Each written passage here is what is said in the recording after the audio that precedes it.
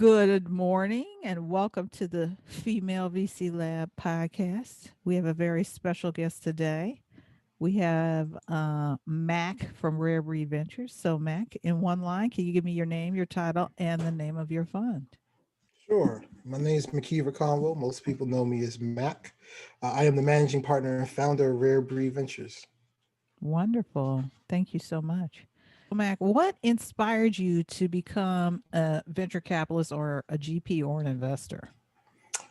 I guess what inspired me was having been an entrepreneur, right? Every entrepreneur believes they can be an investor. When you start pitching to investors, you're like, these folks aren't smarter than me. I could do this.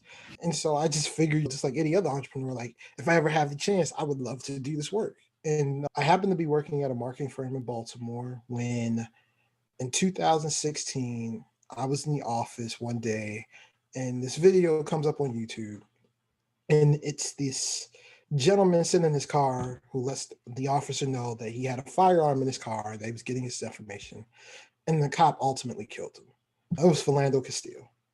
That's And it just horrible. so happened that same week that happened, the organization I was working for started soliciting the National Rifle Association for a contract to do some marketing Hmm. websites for them.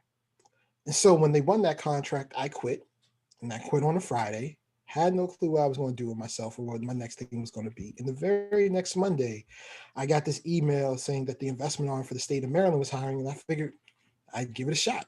And 4 months later, I was working at the Maryland Technology Development Corporation, or TEDCO, which is the largest funder of early stage tech companies in the state of Maryland. That's how I got into venture. Wonderful. Wow, that's a cool story. So, tell me a little bit about your investment thesis and what is the motivation behind your investment thesis? Yeah, so our investment thesis is essentially we're looking to invest in companies outside of the major tech hubs, so outside of Silicon Valley, New York, and Massachusetts, where 75% of all venture capital goes. We're looking to invest larger dollar amounts at the pre-seed and seed level.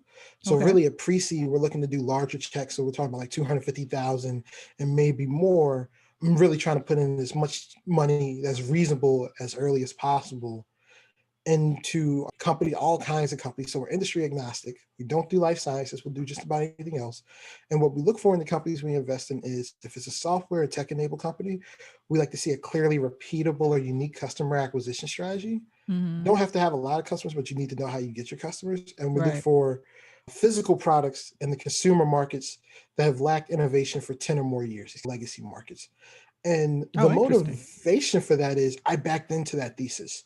So when I worked for the investment arm of the state of Maryland, I started a pre-seed fund specifically for underrepresented founders. Mm-hmm. And while doing that, and I was thinking about the kind of thesis I would want for my own fund, I looked at the companies that were doing the best and the ones that I got the most excited about, and they kept hitting these same themes, right? They kept hitting the Yeah. themes of clearly repeatable or unique customer acquisition strategy Mm-hmm. or products and markets that lacked innovation. And so I Yeah. just took the best of what I was doing already, just said I would double down on that. So that's how my thesis came about. That's awesome.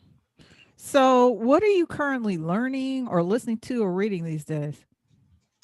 So I'm reading more on Whitney Young. Mm-hmm. So for those who don't know, Whitney M. Young Jr. was a civil rights leader. He was a friend of Martin Luther King. And when you look at the civil rights leaders, the thing that makes Whitney distinct is he has a distinction of being the individual who brought in the most money to the movement. Because what Whitney Oh, Young did interesting. was he was the mediator between access to jobs in the Black community Mm-hmm. and the connection to corporate America. So he Okay. made relationships with heads of business in corporate America and got them to understand the value of hiring Black workers Mm-hmm. and investing in movements that supported Black people, because ultimately it would lead to these companies making more money. So Whitney Young was the guy behind the scene in boardrooms trying to make deals happen to fund other things happening for Black people. So the book I'm reading right now on him is called The Militant Mediator.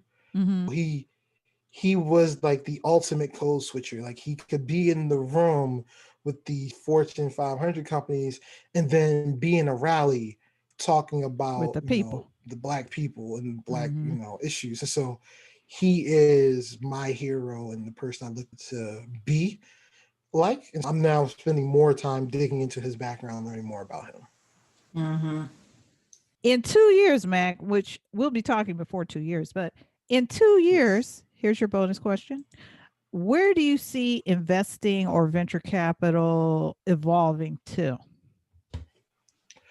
And two, I think we're going to see, and some of this has to do with COVID, some of this has to do with George Floyd. We're going to see money flowing to more diverse founders, and we're Mhm. going to see money flowing to founders outside of those major tech hubs more than ever before. A lot of it because more and more investors are just getting comfortable meeting founders and making investments over Zoom. Because for the Right. last year, that's what we've had to do. And Mhm. because of that, the idea of a company in Kansas City not wanting to invest in them because they're not close to you, it's not so much a thing anymore. So I think we're going to see more and more of that over Mhm. the next 2 years. We're also going to see this trend of VCs going to Miami. That's here to stay. Like that's not changing. Like we're going to see a lot of capital go into the Miami ecosystem. And That's on the flip interesting. side, we're going to see a lot of capital flow into into Tulsa, Oklahoma. So Oh, those are two interesting. spots I Yeah. tell people Mhm. to look out Oklahoma. for. Miami's interesting because all the VCs are going there now because during the pandemic, there's no reason to stay in San Francisco. Go wherever you want. Right. Tulsa, Plus, there's tax advantages. Think about all the different advantages of being there in Florida in no general, state not just taxes. Miami, but I mean, there's tax Yes. advantages. There's other kind of advantages to being in a place where you have no taxes. Yes. And you have great And the sun and climate beaches. is very similar as well. Going from actually San Francisco to Miami, the climate is far superior, actually, in my opinion. I would Although, watch agree. out And for the hurricanes. everybody says that, but Miami actually didn't get hit by that many hurricanes. Oh, okay. And then Tulsa, that's where Black Wall Street was. And so the Kaiser Yes. family, the largest foundation in Tulsa, Oklahoma, is pumping a lot of money into building up that ecosystem Hmm. and recreating that Black Wall Street. So those are two places to keep an eye on. And then also, we're going to see a shift in the idea of of investing in products that are catering to millennials and so on. And we're going to see a more focus on Gen Z is going to Okay. start to Yes. round out more and more in the focus. Because if you look at Gen Zers, like at the top of the Gen Z list, you got people from the ages of like 20 to 24. And so Hmm. they're moving into that pathway of being a large portion of the purchasing power in America. So we'll start to see a shift in that direction as well. Very interesting. All right. How do people get into contact with you, Mac? The best way to get in contact with me is to follow me on Twitter. My Twitter That's handle right. is Twitter King. Mac Conwell, Maconwell. The name is Mac the VC on Twitter. Mac the Um, VC. Mac is Follow very me. active on Twitter. FYI. I am super active on Twitter. That's how Follow Mac and me. I connected up on Twitter. This is true. This is how I connect with a lot of people. Follow Yep. me on Twitter. Send me a DM. That is the best way to get in touch with me.